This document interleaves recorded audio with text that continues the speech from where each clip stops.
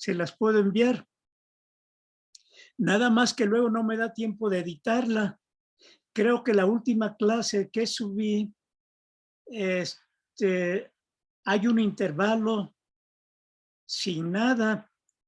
Es decir, el tiempo que toman para descansar. No me dio tiempo de unir ambas partes. Bueno, pero ahí se van a dar cuenta. Pero para que no se confundan, hay un espacio sin grabar de más de 15 minutos. Más bien, se grabó, pero sin información. Así que vamos a continuar con otro capítulo de los trastornos del sueño.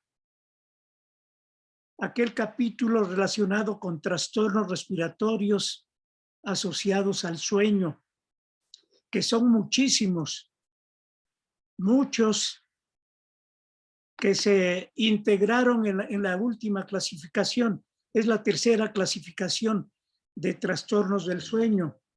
Ahí se amplió todo lo relacionado con trastornos respiratorios del sueño. Después los vamos a analizar con calma, uno por uno. No se desesperen si ven muchísimos. Vamos a integrar lo fundamental, pero es un hecho que en varios pacientes, cuando duermen, se altera la respiración y esta a su vez altera el sueño y trae como consecuencia una gran cantidad de trastornos durante el día. Entonces ven en pantalla de manera muy general los efectos neuropsicológicos de las alteraciones respiratorias del sueño. Ahí están concentrados, independientemente del tipo de trastorno, generalmente se presentan durante el día mientras estamos despiertos estos trastornos que ven ahí. O bien, durante el sueño, este se fragmenta. Es un sueño sumamente fragmentado, dependiendo de la gravedad del trastorno. ¿Y por qué se fragmenta? Bueno, por diferentes motivos, dependiendo del tipo de trastorno de respiración que se tenga. Al dormir, se altera la respiración y a veces se para completamente. El paciente deja de respirar y tiene que despertar para volver a respirar. Así que noten por qué el sueño se fragmenta. Tiene que estar despertando el sujeto para retomar la respiración.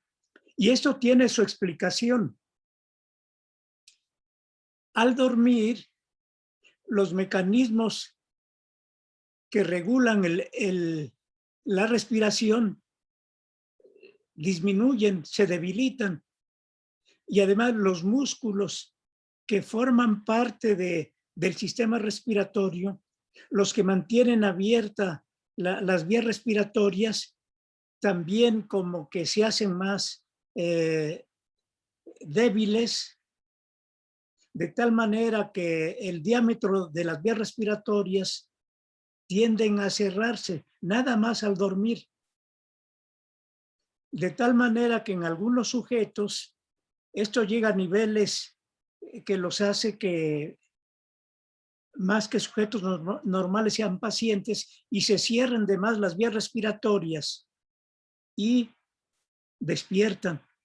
Así que así se la pasan en la noche, duermen, despiertan, duermen, despiertan. Esa es la explicación del sueño fragmentado. Y al otro día la sensación que tiene el sujeto es que su sueño no es reparador. No es reparador a pesar de que haya dormido más de 8 horas, más de 9 horas. Y se sorprende de por qué duerme tanto y el sueño pues no es reparador. Bueno, eso se debe a la fragmentación del sueño y también a que el sueño en general tiende a ser ligero, porque el sujeto está despertando constantemente. Y otro de los síntomas es que al otro día tienen somnolencia y eso trae como consecuencia que sus actividades no se lleven a cabo de manera eficiente. Si son estudiantes, por ejemplo, alguna de ustedes o alguno de ustedes a lo mejor tiene problemas respiratorios durante el sueño y han detectado que no funcionan adecuadamente como estudiantes, les da somnolencia. O a veces inclusive, dependiendo de la gravedad de su problema respiratorio durante el sueño, se pueden quedar hasta dormidas o dormidos en la clase, a pesar de que saben que no deben de dormirse, pero la presión del sueño es tan grande que terminan por dormirse. Su atención está disminuida. Por más esfuerzos que hagan para poner atención en la clase o en el trabajo, si es que trabajan, pues la atención disminuye, no les permite retener la información. Así que el aprendizaje se altera, la capacidad para aprender se reduce y consecuentemente, pues no almacenan información suficiente en la memoria y tienen una sensación generalizada de cansancio física y mentalmente hablando. Y una cosa muy importante, dependiendo de las actividades que hagan, pues se pueden presentar accidentes. Si manejan, por ejemplo, a veces tienen una cabeceada en el volante. Y es una cabeceada que no dura ni segundos, son milésimas de segundo. Y con esas milésimas de segundo ese cabeceo puede originar algún accidente, a veces de graves consecuencias. Cabecean sobre el volante. Si manejan su propio carro, bueno, no pasa que por ahí le den de golpes a su carro, o peor, que se pasen el semáforo o que choquen con otro. Esto es más grave para aquellos que trabajan manejando vehículos de pasajeros. Sí, los choferes que trabajan yendo y viniendo a diferentes partes, si no les dan el descanso adecuado, tienen muchos accidentes. Y precisamente por falta de sueño, los hacen trabajar demasiado con tal de ganar más. Y hay líneas de autobuses que se hicieron famosas porque había accidentes frecuentes. El chofer se quedaba dormido. Había una línea, la Flecha Roja, que iba de México a Acapulco, Acapulco, México. El chofer salía de aquí, llegaba a Acapulco, cargaba pasajeros, regresaba a México, llegaba a México, se regresaba y no dormía adecuadamente y seguido había accidentes, chocaban, se salían en una curva simplemente por no dormir adecuadamente. Y también los estados de ánimo se alteran, se vuelven irritables, se presenta depresión, se presenta ansiedad. Así que todos estos síntomas se presentan en los pacientes que tienen trastornos respiratorios durante el sueño y que son abundantes, que ahora vamos a ir desarrollando los más importantes.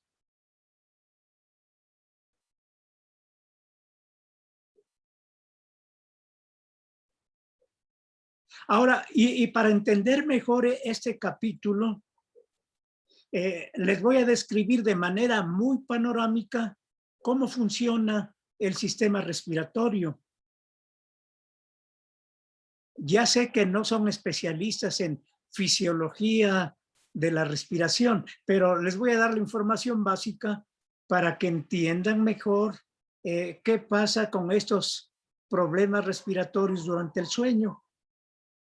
Bueno, en primer lugar deben de saber que la respiración está regulada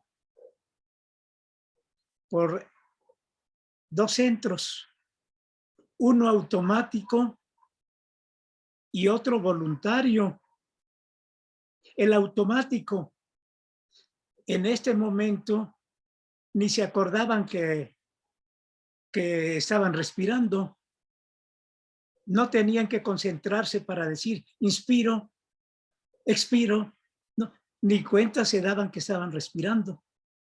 Bueno, es que en ese momento y también durante el sueño, de manera automática, se llevan a cabo los movimientos respiratorios por conjuntos de neuronas que están localizadas en el tronco cerebral, exactamente en el puente y en el bulbo raquídeo. Allá hay un sistema automático.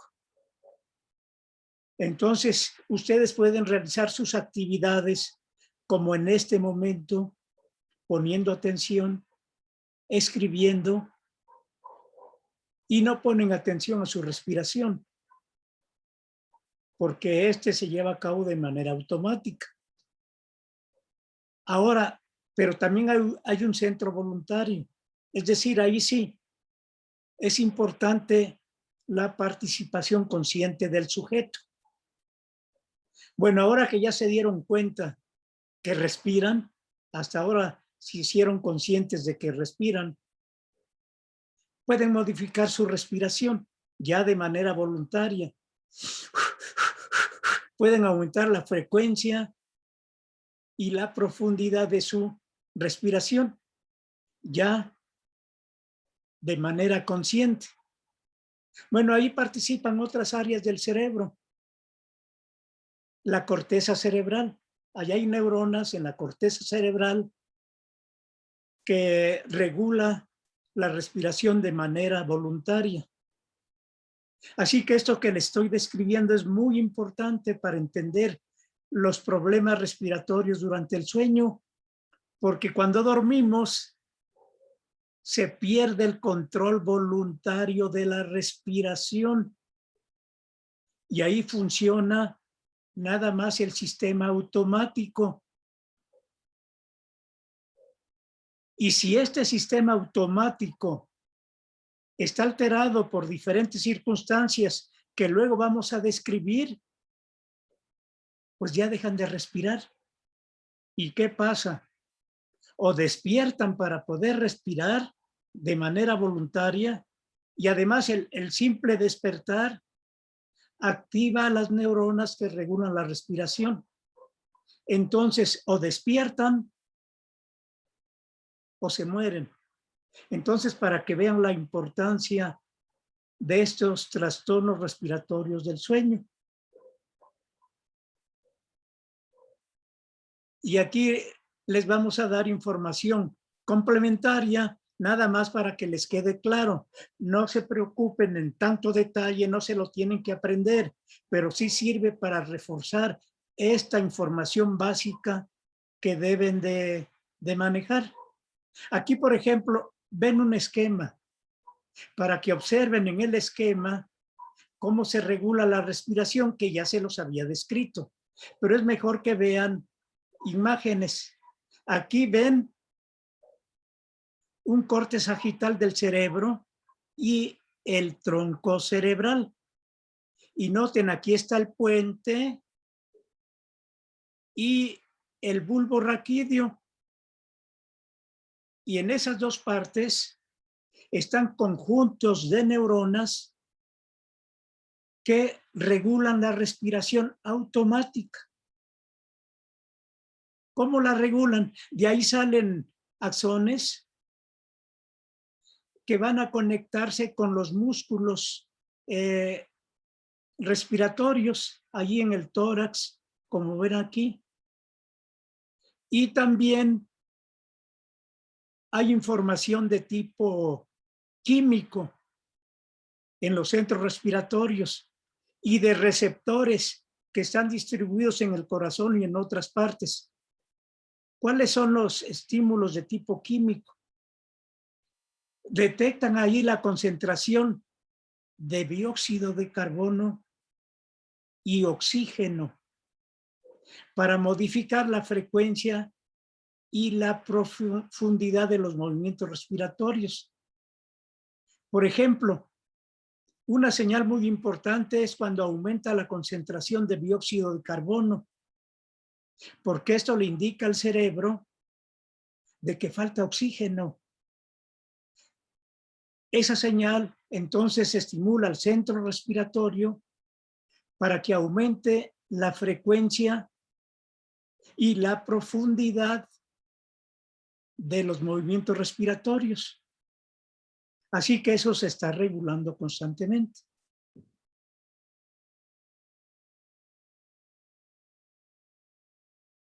Bueno, aquí otro acercamiento, que es lo mismo, pero para que les quede más claro, es lo mismo que les he venido mencionando. En la parte superior, como ya identificaron, un corte sagital del cerebro con el tronco cerebral. Y abajo, siguiendo esta flecha, está una imagen ampliada del tronco cerebral, precisamente para resaltar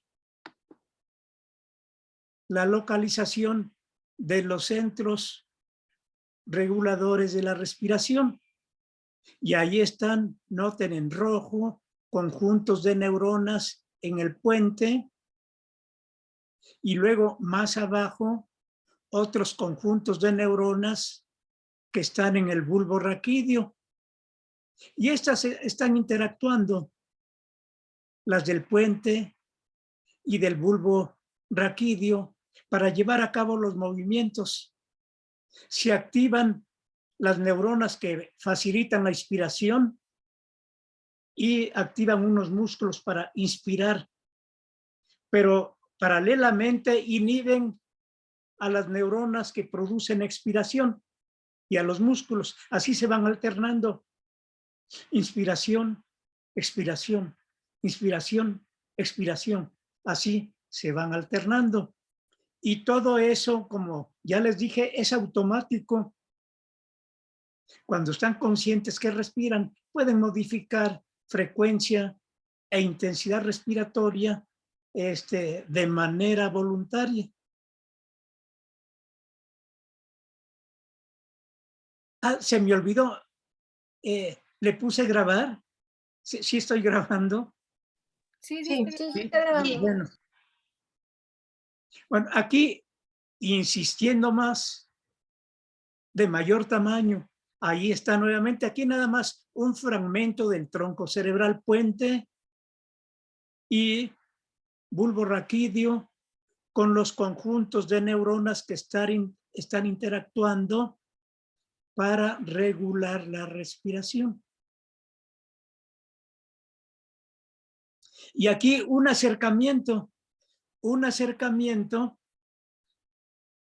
Aquí ven un esquema del bulbo raquídeo donde hay neuronas respiratorias, donde hay receptores químicos que detectan los cambios de concentración de oxígeno y de dióxido de carbono. Como les decía, es una señal para el cerebro que le indica si la respiración es adecuada o no. Así que esta es una señal de tipo químico. No quiero entrar en detalle porque no son químicos, pero aquí hay una reacción química del dióxido de carbono que se une al agua y forma bicarbonato. Termina por formar ácido carbónico que libera iones de hidrógeno y que es un estímulo químico. No quiero entrar en esos detalles, simplemente se los menciono, que aquí lo importante es saber que hay receptores químicos que responden a las concentraciones de dióxido de carbono y de oxígeno, que son los gases que forman parte de la respiración. Y esas son señales químicas que estimulan al cerebro para modificar la respiración. Bueno, aquí sigue con la misma información de inspiración, expiración. Ya no voy a entrar en detalle. Ahí seguimos interactuando, inspiración, expiración, se van alternando. Ahí otra vez los quimiorreceptores que ya les dije que son importantes, es una señal química. Sigue lo mismo, es otro esquema donde se pone atención especial en los receptores químicos que ya les dije que están ahí en el bulbo raquídeo y en el puente, donde están las neuronas que regulan la respiración, y también a nivel del sistema circulatorio, en las carótidas, que son unas arterias grandes, carótidas y las aortas, donde hay también receptores que están detectando concentraciones de oxígeno y dióxido de carbono. Bueno, entonces, ahí está cómo se regula la respiración básica para que entiendan mejor este capítulo. Pero antes de avanzar, les pregunto si tienen algún comentario, alguna duda, porque sí, luego si uno se mete a información de tipo químico, como que luego empieza a haber problemas de comprensión. Hasta ahí vamos, ¿va claro todo? Bueno, entonces ahí está la información básica de cómo se está regulando la respiración. Y ya les quedó, creo, claro que hay respiración automática y voluntaria. Y ya saben por qué se llaman así. Bueno, y luego tan solo al pasar del nivel de vigilancia, las características de la respiración cambian cuando uno empieza a dormir. Ahí los centros respiratorios, los que regulan la respiración, se hacen menos sensibles, menos sensibles. Por eso existen muchas enfermedades respiratorias que alteran el sueño. Y hay muchísimos factores que luego vamos a analizar que dan origen a este tipo de trastornos del sueño. Recuerdan que cuando empezamos a estudiar el sueño y mencionamos que la actividad cerebral es una buena referencia para detectar el cambio de vigilia a sueño y luego las diferentes profundidades del sueño. Pero también les dije que otras variables fisiológicas cambian al dormir. Y una de ellas, que es la que estamos analizando en este momento, es la respiración. Acuérdense que se integró el término de polisomnograma, donde se estudia la actividad cerebral, cardíaca, respiratoria, muscular, etcétera. Entonces ahí se va observando cómo cambian estas variables fisiológicas, entre ellos la respiración. Tan solo al pasar de vigilia a las fases 1 y 2 del sueño no more, ya la respiración se hace más lenta y tiende a hacerse más regular. Y ya en la fase 3, acuérdense, o sueño delta, la respiración es más profunda y más rítmica. Entonces, así se la pasan ya, respiración rítmica. Viene el sueño more y ahí otra vez la respiración como que se altera, se acelera, se desacelera. Como ya conocen las características del sueño more, que ahí se modifican muchas variables. Acuérdense, la actividad cerebral se parece a la de la vigilia. Hay movimientos oculares, hay sacudidas musculares. Bueno, también la respiración modifica su ritmo, se acelera y se desacelera. Así que esa secuencia es la que se presenta normalmente durante el sueño. De esa manera se comporta la respiración.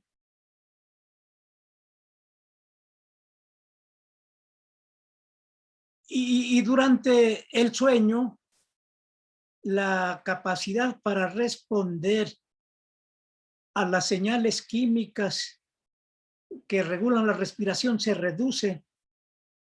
Acuérdense que se responde a concentraciones de oxígeno y de dióxido de carbono. Técnicamente, cuando aumenta la cantidad de dióxido de carbono, se le llama hipercapnia, exceso de dióxido de carbono.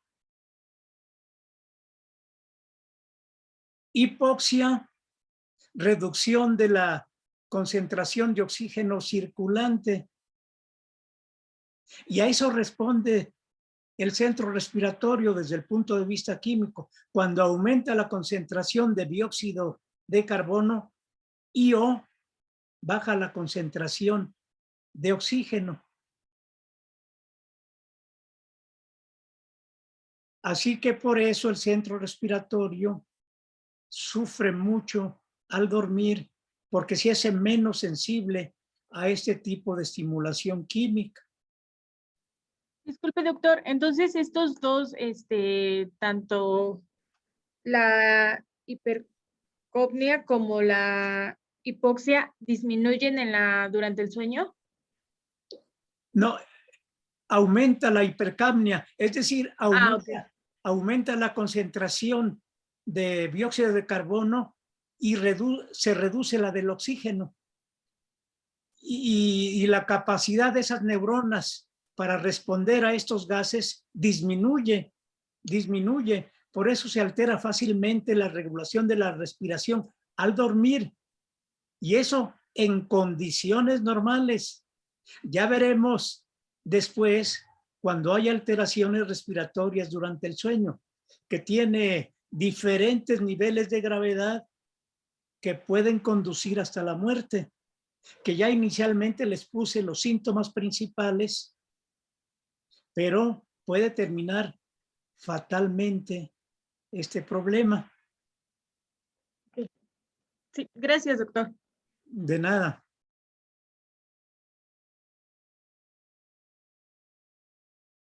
Bueno, entonces ahí ya les describí cómo se va modificando en las diferentes etapas del sueño las características de la respiración. Bueno, todo esto ya lo hemos descrito. Y para reforzar todo esto que llevamos, les voy a pasar un video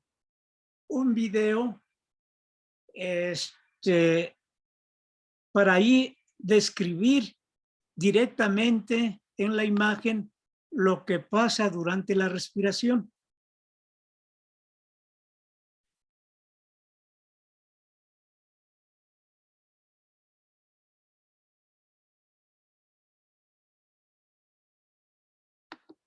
Bueno, antes de continuar con el video, pues este video se refiere a una apnea obstructiva. ¿Pero qué significa apnea obstructiva? Apnea significa dejar de respirar. Obstructiva porque se cierran las vías respiratorias superiores y obstruyen el paso del aire.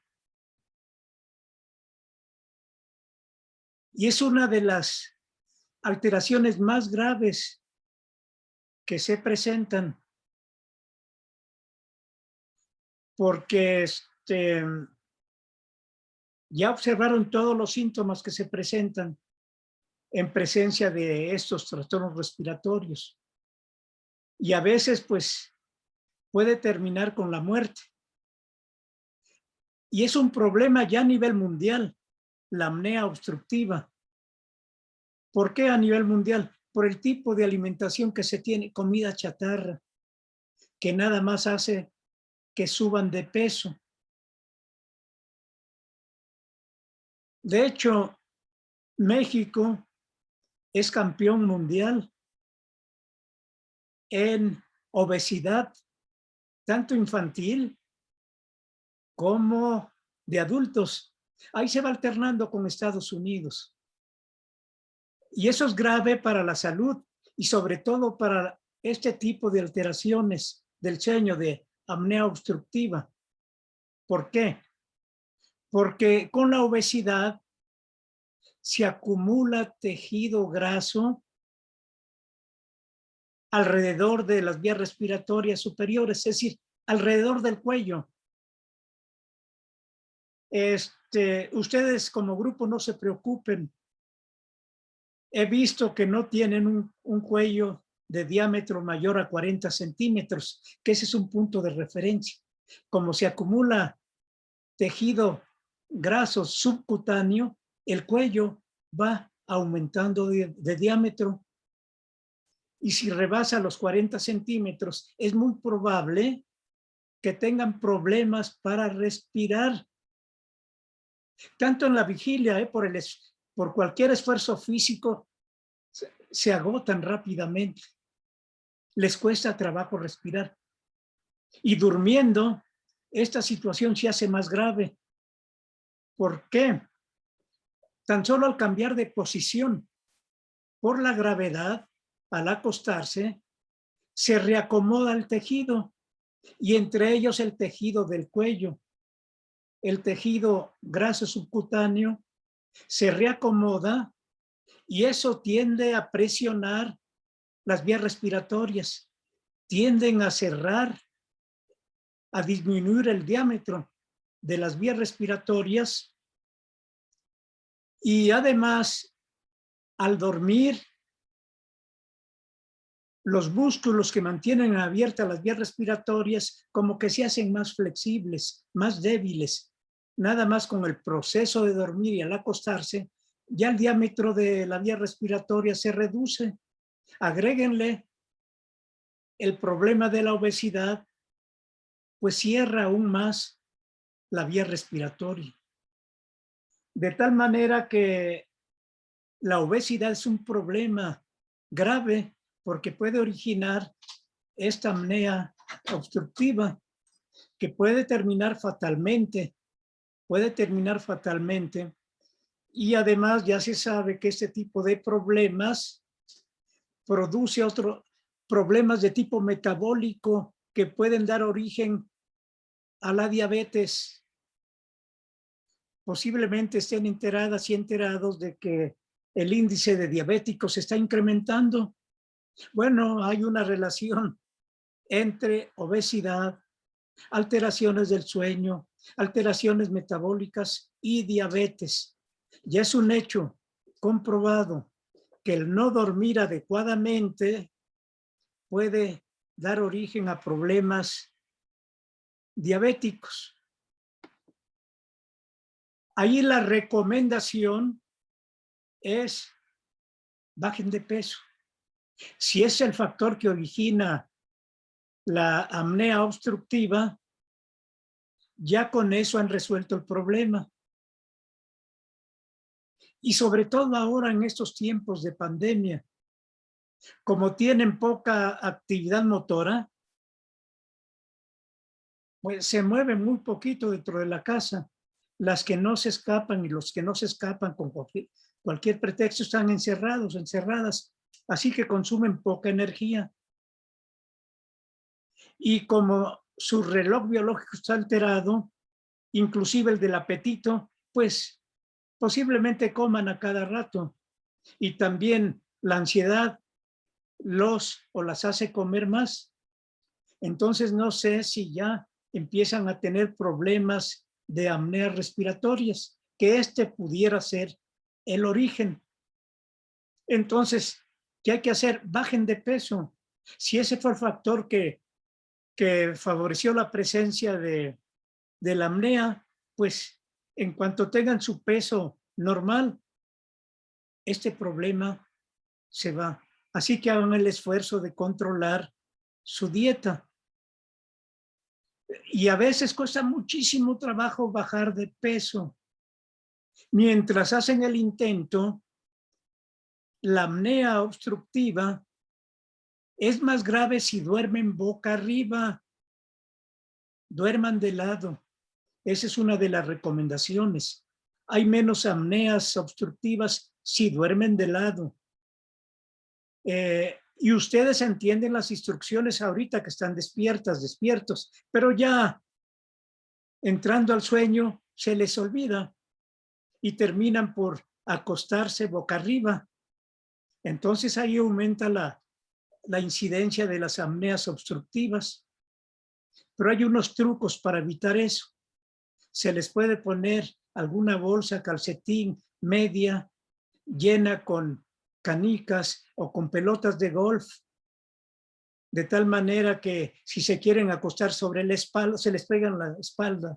Si se quieren acostar en la espalda, ya nada más por reflejo, por la presión de canicas o pelotas o algo que les lastime, hace que se volteen y duerman de lado. Entonces, hay una de esas estrategias que favorecen a que permanezcan durmiendo de lado. Bueno, entonces, ese es un factor que puede producir apnea obstructiva. Ahora, pero también hay que resaltar que hay apneas funcionales, es decir, normales, porque ya les indicaba que durante el sueño la actividad de los mecanismos que regulan el sueño se reduce y eso puede producir apneas funcionales. Pero para considerar que las apneas son patológicas, son paros respiratorios que duran más de 10 segundos. Dejan de respirar más de 10 segundos y en casos graves hasta 60 segundos. Que cuando ven el trazo polisomnográfico, ven cómo se aplana el trazo y transcurren 1, 2, 3, 4, 30, 40, ya se quedó sin respirar porque el tiempo se alarga de manera significativa.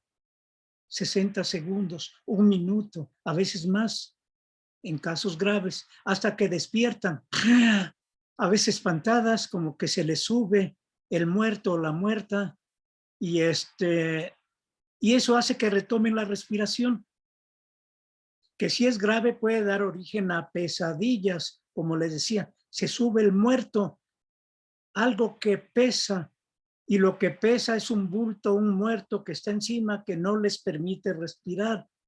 Por ahí surgió el término de pesadilla. Sí, y los pacientes que tienen apneas graves tienen muchas pesadillas. Bueno, entonces, la apnea es un paro respiratorio. Para ser patológico dura más de 10 segundos. Y además se presentan 5 o más apneas por hora. Y la gravedad de la apnea depende de que se incremente el número y la duración de apneas por hora.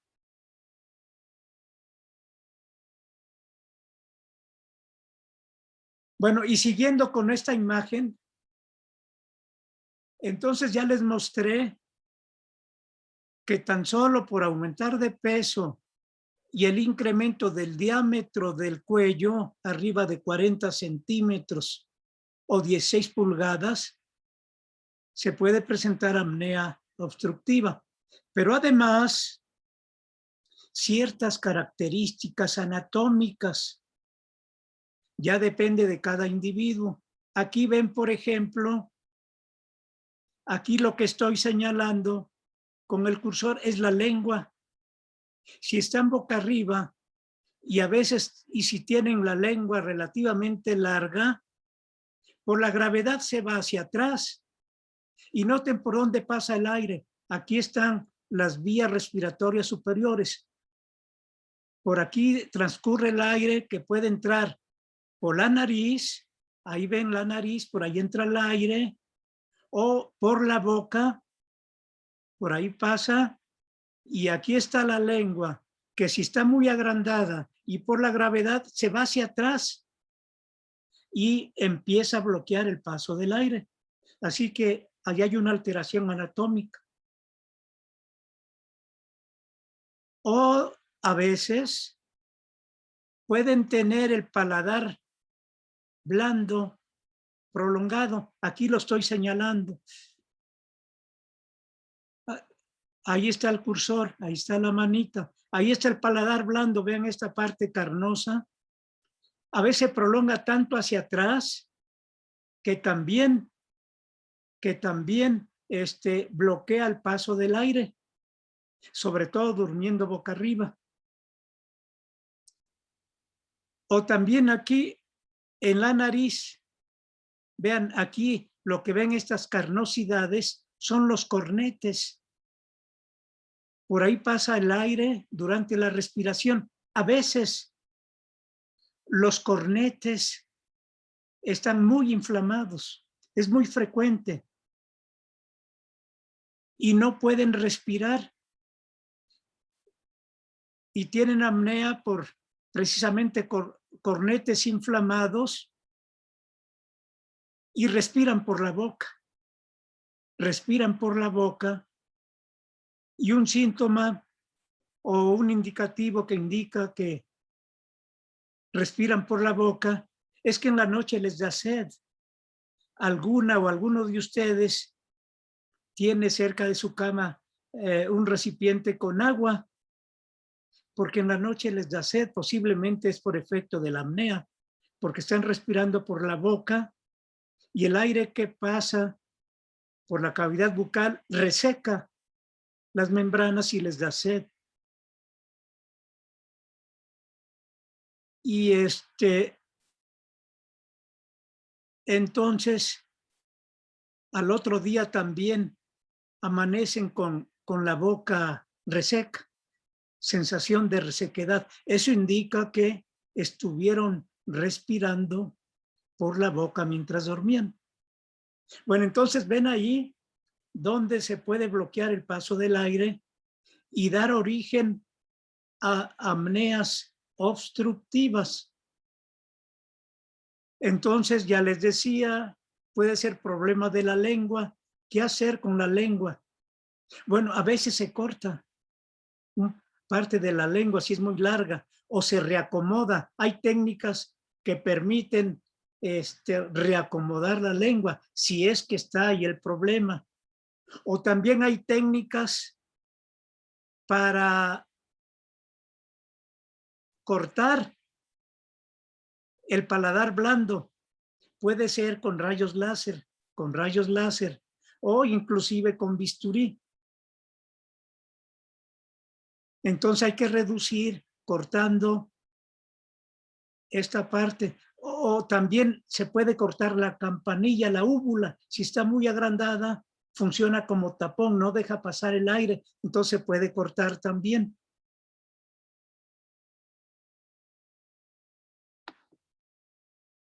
Otro método que favorece la respiración durante el sueño, si el problema está en la nariz, que los cornetes estén inflamados, se pueden utilizar fármacos antiinflamatorios. Pero como ya saben que todos los fármacos que se utilizan para controlar una enfermedad tienen efectos colaterales nocivos, de tal manera que estos fármacos antiinflamatorios no se pueden utilizar por mucho tiempo. O bien, otra técnica es la cirugía.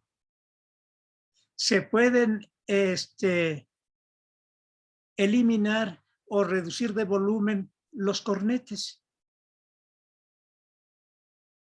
Y de esa manera, pues ya la respiración a través de la nariz se restablece y mejora la apnea que tenían. Desafortunadamente, los cornetes son como las plantas. Se cortan y vuelven a retoñar. Pero no se preocupen, esto puede durar meses. No sé si alguna o alguno de ustedes ya sufrió ese tipo de operación y ya se dio cuenta que después de cierto tiempo, otra vez tienen ese tipo de problema.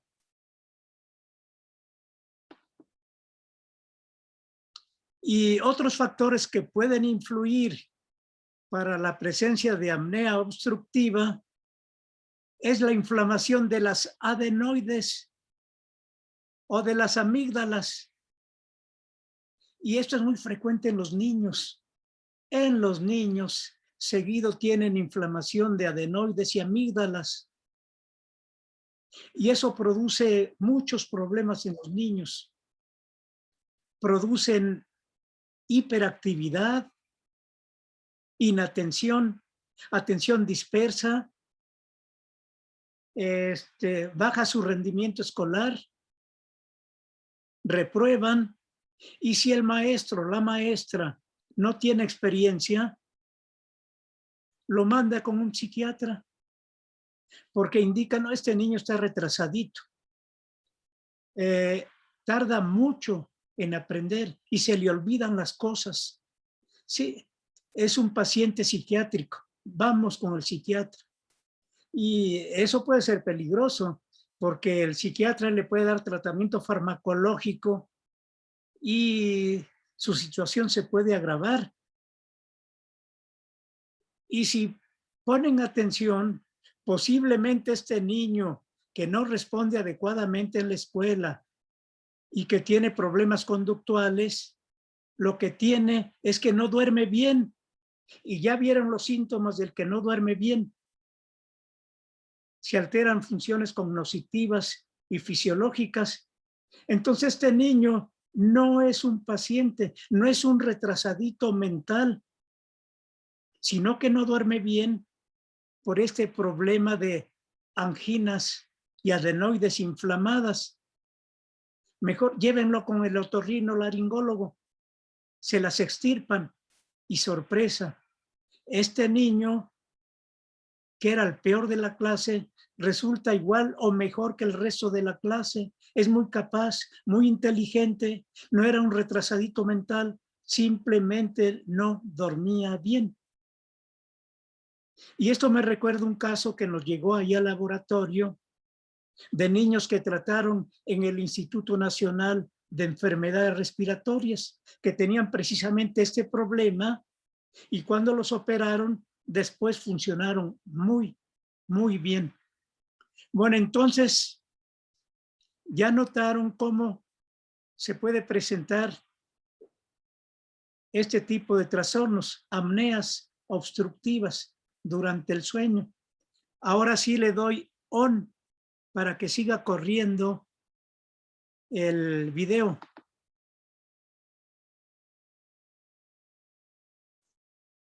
Vean, ya les explicaba por dónde fluye el aire, boca y nariz. Ahí fluye libremente, no hay ningún problema, pasa hacia la tráquea, bronquios, bronquiolo, y llega sin problema a los pulmones. Y se lleva a cabo adecuadamente la respiración, que ya tienen la base para entender mejor esto que están observando. Vean cómo se mueve el paladar blando cada vez que pasa el aire, es muy elástico para facilitar el paso del aire. Pero al acostarse, puede, por la gravedad, estos tejidos blandos que rodean las vías respiratorias superiores tienden a obliterar. Vean, ahí nada más, ahí la lengua, lo que les decía, ya la lengua por la gravedad se cayó y ya bloqueó el paso del aire. Ahí están viendo en el esquema. Ahí ya hay apnea. El sujeto tiene que hacer esfuerzos que se pueden manifestar por ronquidos, y vean, ahí despertó para retomar la respiración y otra vez se queda dormido, pero ahí la lengua otra vez ya se dieron cuenta cómo está bloqueando el paso del aire, y aquí está el paladar blando, vean, y ahí al suspirar, despertar momentáneamente, se abre la vía respiratoria superior y respira. Entonces tiene que despertar para respirar. Y aquí vean el tejido graso como, bueno, ya pasó, y ahí está bloqueada la vía respiratoria. Bueno, ahí vean la lengua. Ahí ven lo que les decía de los niños, amígdalas y las otras glándulas adenoides pueden aumentar de tamaño y bloquear las vías respiratorias. Los que tienen apnea obstructiva del sueño generalmente roncan y pueden presentar dolor de cabeza, que no les mencioné el otro día. Ahí está somnolencia, fatiga, que ya les mencioné.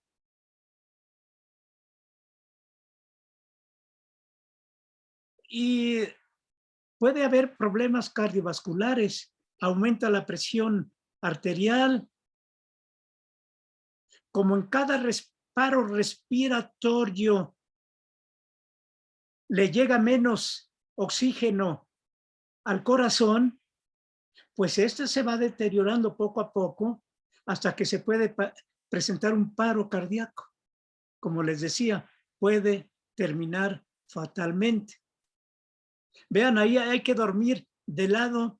Unos factores que agravan la apnea obstructiva es el cigarro, la nicotina y también las bebidas alcohólicas, porque relajan más los músculos de las vías respiratorias.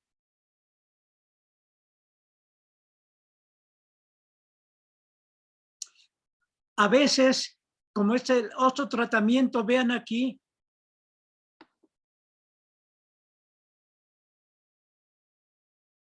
bueno, regresando un poquito, ya les mencionaba cómo se puede solucionar el problema de la apnea obstructiva. Puede ser con fármacos o puede ser con cirugías, pero también hay que estar en contacto con odontólogos, porque en algunas ocasiones hay malformación de las mandíbulas y eso hace que la cavidad respiratoria se reduzca. Así que en contacto con odontólogos se les manda hacer una prótesis para que se la pongan en las dentaduras. Son de diferentes tamaños, con el propósito de que abran al máximo la cavidad respiratoria. Y muchas veces con eso solucionan el problema.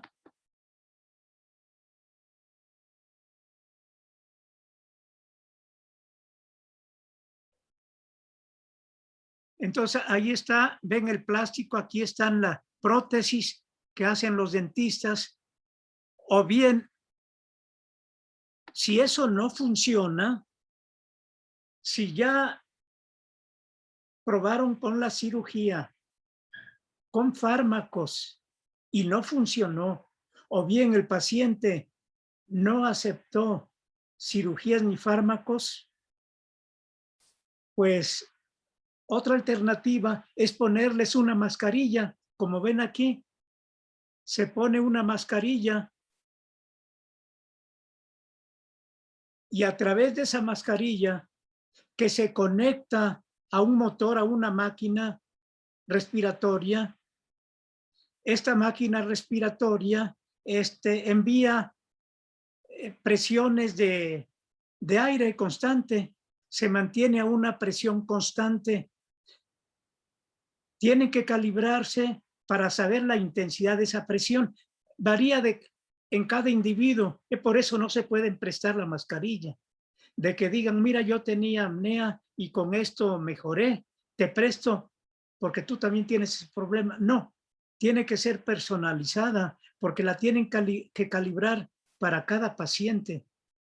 Entonces hay que calibrarla para calcular la presión adecuada, presión necesaria para que abra la vía respiratoria y puedan respirar mientras duermen. Así que se conectan a una máquina respiratoria que mantiene el flujo del aire constante. Y cada vez estas máquinas son más inteligentes, entre comillas, porque ellas de manera automática regulan la presión necesaria para que pase el aire. Entonces sube y baja la presión dependiendo de las necesidades de cada individuo. Así que ahí ven una mascarilla. Hay diferentes tipos de mascarillas, pero su funcionamiento básico es el mismo. Aquí tienen una presión constante sobre las vías respiratorias superiores para que fluya el aire libremente y pueda respirar el sujeto. Se tiene que adaptar el ritmo respiratorio de la máquina con el ritmo respiratorio del sujeto. Por eso les decía que se tiene que calibrar para ver las necesidades de cada paciente.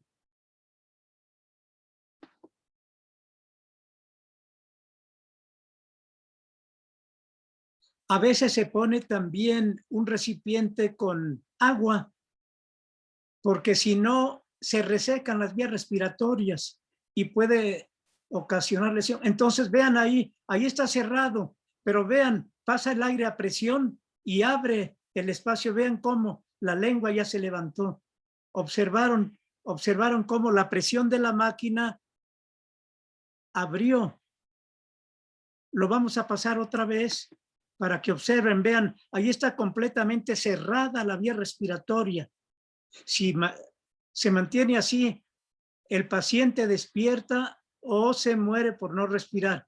Bueno, se conecta, ya la máquina está conectada, está ejerciendo la presión y vean la presión ejercida por la máquina, cómo va a abrir la vía respiratoria. Ahí se abre y ya puede respirar el sujeto. Y así se la puede pasar toda la noche.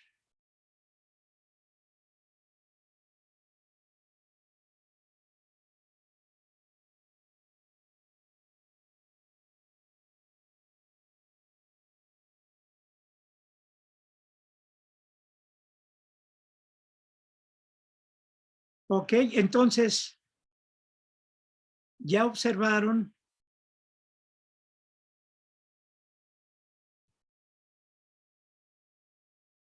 ya tienen la información fundamental para entender diferentes tipos de trastornos del sueño relacionados con trastornos de la respiración.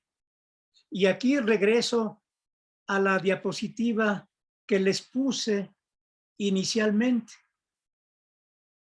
Ahí ven en esta clasificación que es muy amplia. Entonces vamos a resaltar lo más importante. Nada más voy a cerrar aquí. Bueno, entonces ahí tenemos la apnea obstructiva del sueño, que ya les mencioné las características en general. Y también hicimos algunas diferenciaciones entre lo que pasa en adultos y en los niños. Luego, hay otro tipo de apnea, apnea central del sueño o síndrome de apnea central del sueño. ¿Qué significa esto? Significa que en este caso, lo que está fallando durante el sueño es el centro respiratorio. Es decir, el conjunto de neuronas que ya les mencioné, que ya les describí, que están regulando la inspiración y la expiración, dejan de funcionar mientras uno duerme y ya se para completamente la respiración. Y hay varios tipos de apneas centrales del sueño. En la apnea obstructiva del sueño, cuando uno está registrando y cuando el sujeto no puede respirar, se notan los esfuerzos respiratorios. El sujeto trata de respirar, se nota cómo mueve tórax y abdomen, está haciendo esfuerzos por respirar. Es decir, ahí su centro respiratorio funciona bien, está mandando señales al tórax y abdomen, a los músculos respiratorios para que se contraigan, se relajen y se lleven a cabo movimientos respiratorios. Se ven los esfuerzos, pero no se respira porque hay obstrucción. En cambio, en este otro tipo de apnea central del sueño, síndrome de apnea central del sueño, ahí no hay esfuerzo respiratorio, tórax y abdomen no se mueven porque el centro respiratorio no manda las señales a los músculos para que se activen. Así que está completamente bloqueado el centro respiratorio. Y hay diferentes tipos de apneas centrales. Uno de ellos, aquí, como estoy señalando, apnea central del sueño con respiración tipo Cheyne-Stokes. Bueno, esas palabras, ¿qué significan? Son los apellidos de los académicos, médicos, fisiólogos que describieron ese tipo de respiración. Entonces, por eso le pusieron apnea central del sueño con respiración tipo Cheyne-Stokes.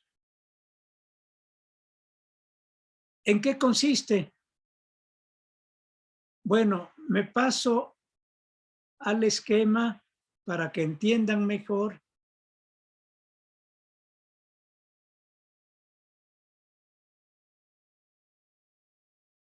Aquí estoy quitando unas señales.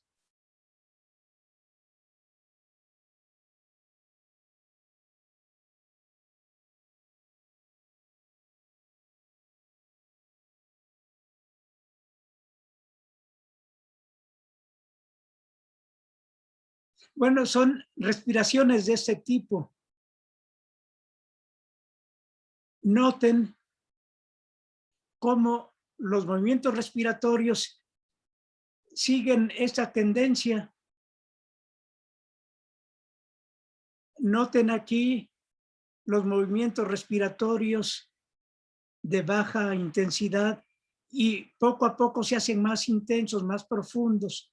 Va subiendo, va subiendo, va subiendo, llegan a un máximo y luego se va reduciendo. Y luego sigue un paro respiratorio total. Ahí está la apnea central. Y después de ese paro respiratorio central, que puede durar más de 40 segundos, otra vez retoma la respiración de manera creciendo poco a poco, va creciendo. Ahí están los movimientos respiratorios, ahí va creciendo y otra vez viene el paro respiratorio. Después de esa apnea central, regresa otra vez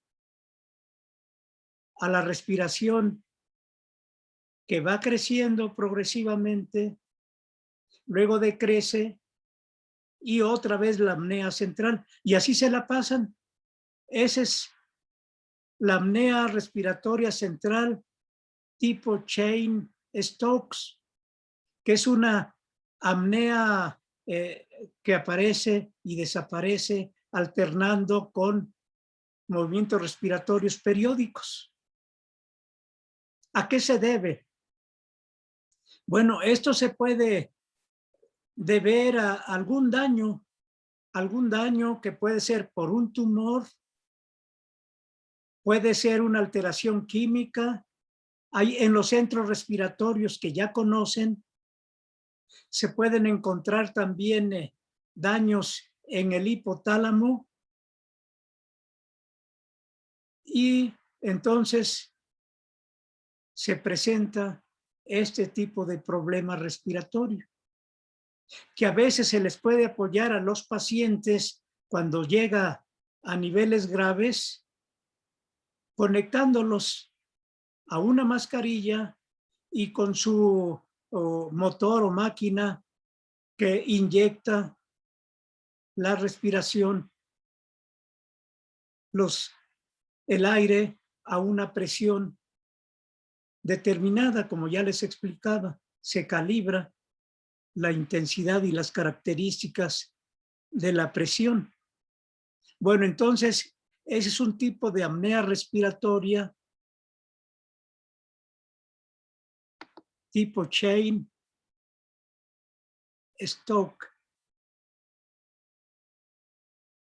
Luego, hay otro tipo de apnea central del sueño relacionada con trastornos médicos.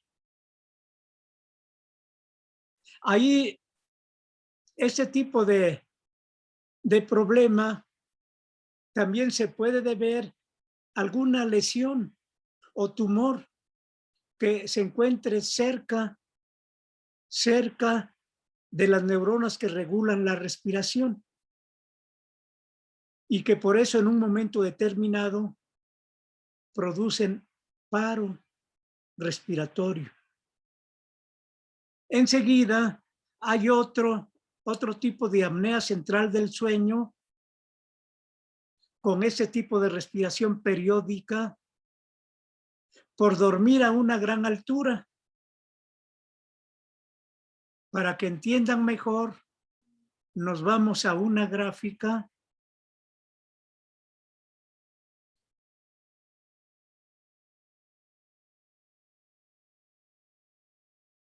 Y aquí, bueno, se describe que a medida que ascendemos, que nos alejamos del nivel del mar, sobre todo en aquellas ciudades que están a una altitud significativa, empieza a haber problemas respiratorios durante el sueño. Entonces, aquí ven cómo al cambiar de altitud, aquí la altitud cero son los habitantes que están a nivel del mar. Pero hay ciudades que están lejos del nivel del mar, a 1000, 2000, 3000, 4000, 5000 metros de altura en relación con el nivel del mar. ¿Y qué pasa cuando viven cada vez más lejos del nivel del mar? Bueno, la presión atmosférica se va reduciendo. La presión atmosférica máxima, noten, es a nivel del mar, se mide en milímetros de mercurio. Y es la presión ejercida por los gases y que es muy importante para la respiración, porque la presión de los gases respiratorios es muy importante para que pueda entrar y salir de las vías respiratorias. Entonces, se requiere una buena presión atmosférica para que la respiración se facilite, pero a medida que nos alejamos del nivel del mar, como indica aquí, la presión atmosférica se va reduciendo y se pueden ir incrementando los problemas respiratorios durante el sueño. Aquí ven en gráficas, noten la gráfica en color rojo indica la presión atmosférica en milímetros de mercurio. Aquí empieza en 0, nivel del mar. Miren, 760 la presión atmosférica, pero a medida que vivimos en lugares más altos, la presión atmosférica se va reduciendo, y lo mismo que la presión parcial de los gases respiratorios acá abajo, el oxígeno y el dióxido de carbono se van reduciendo. Entonces noten cómo la presión atmosférica se va reduciendo a medida que vivimos en sitios más altos. Aquí este eje indica la altitud en metros en relación con el nivel del mar. Así que se va reduciendo la presión atmosférica y también la presión ejercida por los gases respiratorios.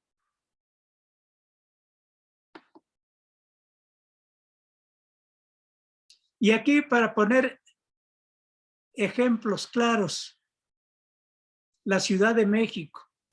Aquí estamos nosotros. Algunos de ustedes en el Estado de México. Toluca está más alto. La Ciudad de México está un poco arriba de 2000 y fracción de metros. Ustedes ya están adaptados.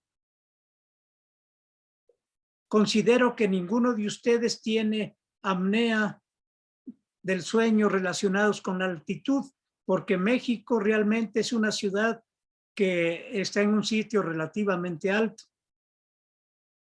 Aquí, y luego aquí tenemos Guadalajara, que está más cerca del nivel del mar.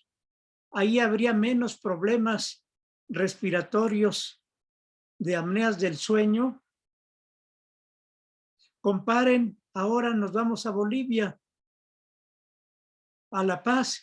Ahí está a más de 3000 metros de altura.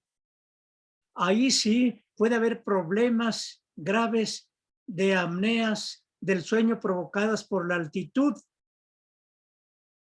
Y no se diga en esta ciudad de China, en Wenquan, que está a más de 8000 metros de altura del nivel del mar.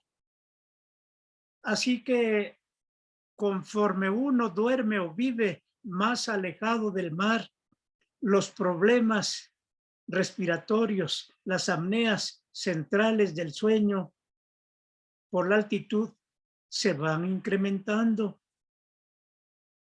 Y tiene que haber un periodo de adaptación para que pues más o menos duerman bien, que su sueño no se interrumpa por estos problemas respiratorios. Por eso los deportistas deben de saber que cuando van a competir a otro lugar, tienen que adaptarse a las condiciones de ese lugar para que rindan al máximo.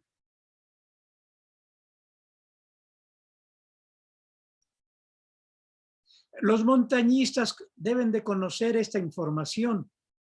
Deben de subir gradualmente, que el ascenso no sea rápido, sino poco a poco, para que se vayan adaptando a situaciones de altura cada vez más marcados, más graves, porque si no pueden tener problemas de sueño y de la salud en general. Se tienen que adaptar.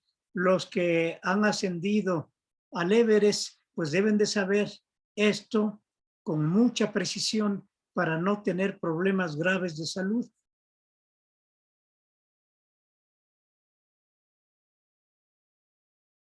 Y aquí es una gráfica que noten cómo cambia la presión de oxígeno al pasar del nivel del mar al nivel de la Ciudad de México. Aquí donde vivimos se reduce la presión parcial de oxígeno y también la de dióxido de carbono.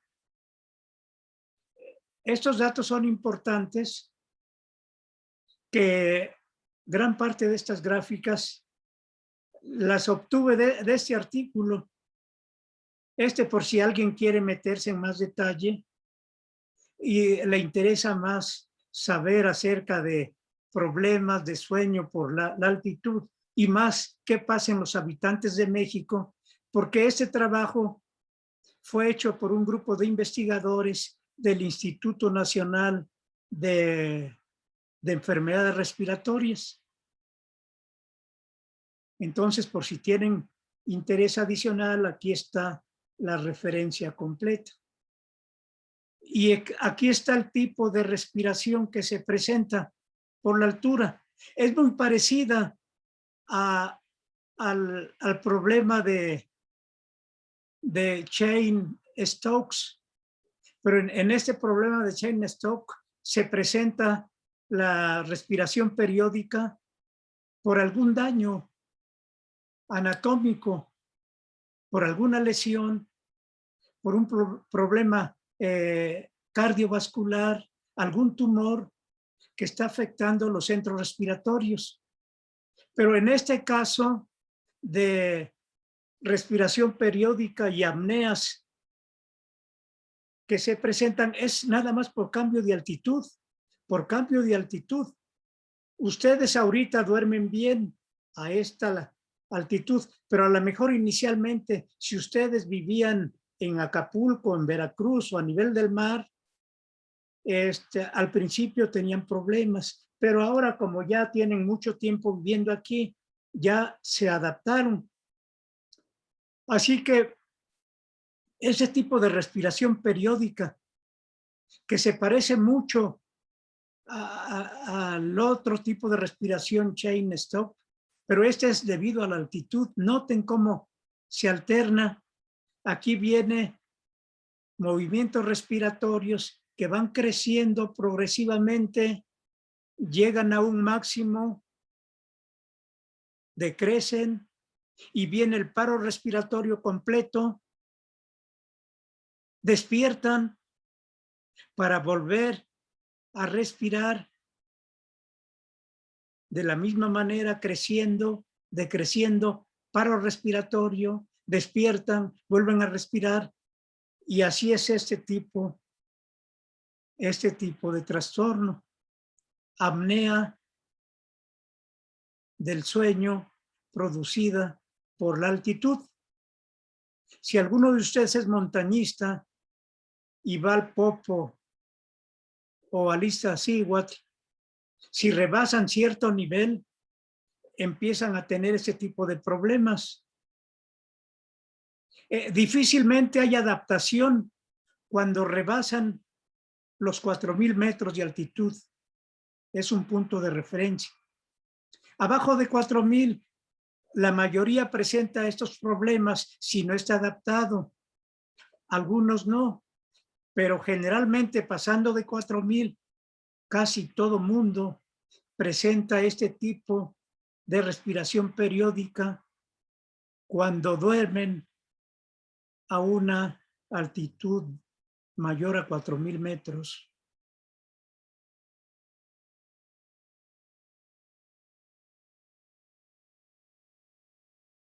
Bueno, ya veo que prácticamente son las 11:30.